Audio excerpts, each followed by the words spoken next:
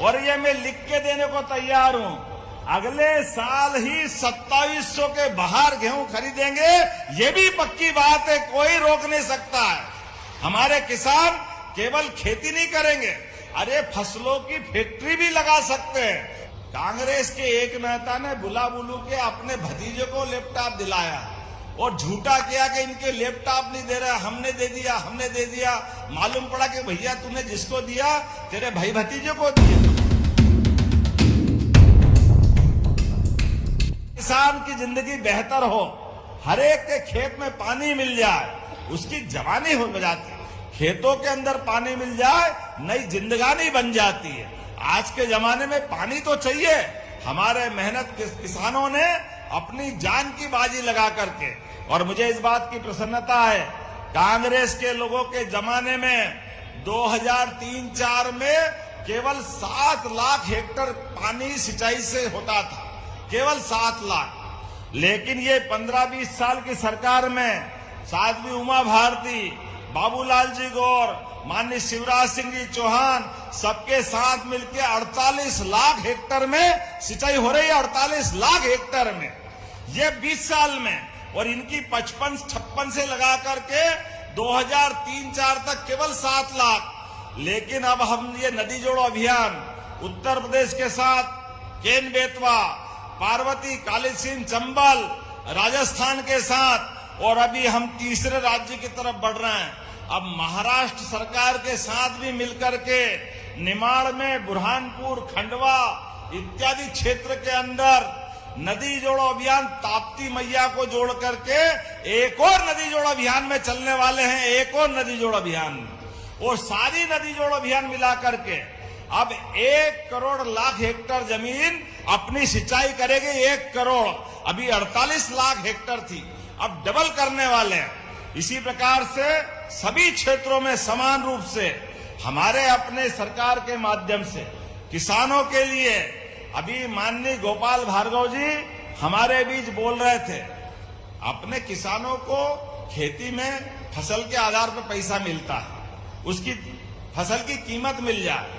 लेकिन फसल की कीमत में सब्जी, फल, फूल ये थोड़े दिन तो चलते हैं, लेकिन टमाटर ज्यादा हो जाए दाम नहीं मिलते, मटर का भाव बढ़ जाए, कोई और फसल का भाव बढ़ जाए।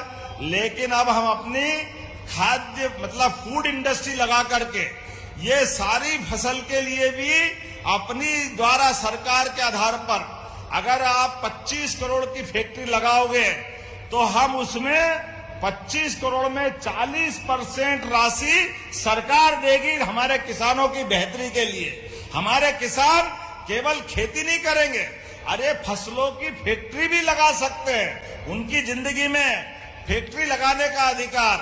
अभी आपके यहाँ गेहूं पिछले साल 2400 रुपए कुंटल खरीदा था, खरीदा के नहीं खरीदा था? 125 रुपया बोनस हमने दिया था। हमारी सरकार बनी तो हमने अपने घोषणा पत्र में कहा था कि 2700 रुपए तक गेहूं खरीदेंगे। तो कांग्रेस के लोग रोज सुबह उठ करके हमारे को कोसते थे, अरे अब तो सरकार बन गई, 2700 दो, 2700 दो। हमने कहा 5 साल की सरकार की बात कही थी, 5 साल में देंगे। लेकिन मुझे इस बात की प्रसन्नता है, अभी तो एक ही साल हुआ है। गए साल खरीदा था 2400 में, इस साल खरीद रहा है 2600 रुपए में। हमारी सरकार 2600 रुपए क्विंटल गेहूं खरीदेगी। जब ताली बजाओ तो दिल से बजाओ, 2600 रुपए कम नहीं होता। और ये मैं लिख के देने को तैयार हूं, अगले साल ही 2700 के बाहर गेहूं खरीदेंगे। ये भी पक्की बात है, कोई रोक नहीं सकता है। हमने 5 साल का बोला था, लेकिन 2 साल में 2700 के बाहर जाएगा गेहूं हमारा। और केवल गेहूं नहीं, अब तो चावल भी 2000 रुपया हेक्टेयर, उसका बोनस भी अपनी सरकार के द्वारा देंगे। ये निर्णय भी अपने द्वारा किया गया। आपके यहाँ चावल नहीं होता होगा, मान लिया, लेकिन जहां होता वहां का आनंद मना लो भाई, धूमधाम से। कहीं का भी किसान है, उसकी जिंदगी बदले, इससे अच्छी बात क्या है। लेकिन अभी और आगे बता रहा हूं, लैपटॉप कितने लोगों को? लगभग 90,000 बच्चों को 75% से ऊपर। कांग्रेस के एक नेता ने बुला बुलू के अपने भतीजे को लैपटॉप दिलाया और झूठा किया कि इनके लैपटॉप नहीं दे रहा, हमने दे दिया, हमने दे दिया। मालूम पड़ा कि भैया तूने जिसको दिया तेरे भाई भतीजे को दिया, आम आदमी को नहीं दिया। ये हमारी सरकार का कलेजा है। डंके की चोट, पूरे प्रदेश के बच्चों को लैपटॉप बंटवाया, ये हम अपने बच्चों के लिए कर रहे हैं। और केवल लैपटॉप नहीं, स्कूटी भी। स्कूटी जब बच्चों को दे रहे थे, स्कूटी, लैपटॉप, प्रावीण्य सूची में आने वालों को पुरस्कार, बच्चे खड़े होके कह रहे हैं 1,75,000 मुझे मिले। मैं भी चौंक गया, 1,75,000 कैसे हुए? उनने कहा 1,10,000 की तो स्कूटी। वाह, बिल्कुल ठीक है। फिर 25,000 का लैपटॉप हो गया भैया, 1,35,000 तो हो ही गया।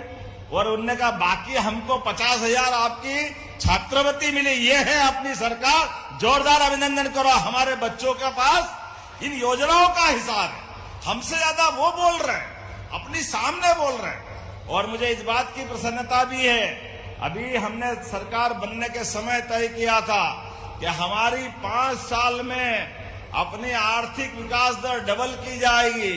मुझे इस बात की प्रसन्नता है, अभी इसी साल हमारे राज्य का बजट 4 लाख करोड़ से ऊपर जाने वाला, 4 लाख करोड़ से ऊपर। लेकिन ये अपने कांग्रेसी मित्रों को रोज समझाता हूं, भैया तुम्हारे पाप धो धो के परेशान है, तुम अब तो चुप रहो। लेकिन ये ऐसे चालाक है, ऐसी झूठी कहानी बनाते। आप बताओ, भोपाल में जब गैस कांड हुआ तो गैस कांड में कांग्रेस की सरकार थी, अर्जुन सिंह जी की सरकार थी, किसकी सरकार थी? इनकी सरकार थी। 10,000 से ज्यादा लोग मारे गए। पाप इनने किया। जिनने कारखाना चलाया उसको परमिशन भी इनने दी, लापरवाही से कारखाना चलाने दिया। लापरवाही इतनी कि मरने वाले मर गए, इतनी मोटी चमड़ी के थे। कायदे से जो फैक्ट्री का मालिक था, इतनी बड़ी घटना घट गई, उस एंडरसन को पकड़ लेते। लेकिन उस एंडरसन को भगाने के लिए इनने अपना हवाई जहाज दिया, ये रिकॉर्ड भी है। लेकिन उसके बाद भी कहते अरे आप वो कचरा जलाओगे। अरे भैया, तुम्हारे पाप जला रहा, कचरा नहीं जला रहा, तुम्हारे पाप बोए वहां पे। आम जनता बुला करके एक एक चीख चीख के बोल रही है कि भोपाल के अंदर गैस त्रासदी में पाप तुम्हारा है। और इस जलाने का भी आप बताओ, सुप्रीम कोर्ट के अंदर हमने शपथ पत्र के साथ कहा। और मुझे इस बात की प्रसन्नता है, हाई कोर्ट, सुप्रीम कोर्ट, सबके माध्यम से इनकी सरकार ने लाइसेंस दिया पीथमपुर में, हमारी सरकार ने नहीं दिया। मनमोहन सिंह की सरकार थी धार के बाद पीथमपुर में, इनने लाइसेंस दिया, इनने फैक्ट्री लगाई। उसके बाद भी जब हमने सारी व्यवस्थाओं के आधार पर, जब सरकार के निर्णय के लिए हाई कोर्ट, सुप्रीम कोर्ट के निर्देशन के हिसाब से, आप बताओ कि 40 साल हो गए, कब तक वो परेशानी झेलेंगे? लेकिन कोर्ट के निर्णय का पालन नहीं करें। अरे ये यशस्वी प्रधानमंत्री जी की सरकार, माननीय मोदी जी के नेतृत्व में चलने वाली डबल इंजन की सरकार है। आपने तो राजा राम के भी मंदिर में अड़ंगे लगाए थे। बोलो जय जय श्री राम। तुम्हारी तो हमेशा ऐसी आदत रही है। भगवान राम भी अयोध्या में सरयू के किनारे पैदा हुए, लेकिन ये कांग्रेसी भगवान राम के भी प्रमाण मांग रहे थे। इनकी मति ऐसी मारी गई, हाई कोर्ट, सुप्रीम कोर्ट में एफिडेविट देते रहिए कि भगवान राम कहां पैदा हुए, किसने देखे, कैसे मान लें। और जब भगवान राम का हाई कोर्ट के बाद सुप्रीम कोर्ट तक फैसला हुआ, ये शपथ पत्र देके अड़ंगे लगाते रहिए। लेकिन ये यशस्वी प्रधानमंत्री, भारतीय जनता पार्टी की नीतियां हैं कि हम कोर्ट का सम्मान करते हैं, तो डंके की चोट मंदिर बना बना के नहीं बना। बोलो जय जय श्री राम। और अब तो अयोध्या के बाद भगवान चाहेगा कोर्ट के अंदर विचाराधीन है, तो हमने भी कहा कि मध्य प्रदेश के अंदर भगवान श्री कृष्ण के भी जहां जहां चरण पड़े हैं, वो प्रत्येक स्थान को देवस्थान बनाएंगे अपने मध्य प्रदेश में भी। ये तो आज तक राम जी के दर्शन करने नहीं गए, केवल वोट मांगने आते हैं। ये चुनावी हिंदू बनते हैं। अभी इतना बड़ा कुंभ का मैदान पे भगवान का स्नान करने का मौका मिला, कोई राहुल गांधी कोई गए नहीं दर्शन करने, स्नान करने, क्योंकि आस्था का सवाल है।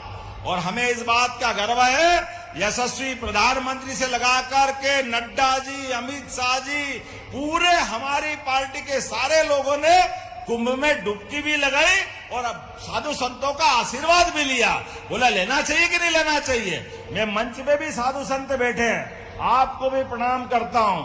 हमारे मन में आस्था है, हमारे मन में भावना है, ये सनातन संस्कृति की विशेषता है। हम किसी धर्म की निंदा नहीं करते, किसी के बारे में गलत नहीं बोलते, लेकिन अपने धर्म को क्या नकारा सकता है क्या? अपने धर्म को मानना चाहिए कि नहीं मानना चाहिए? बोले सनातन धर्म की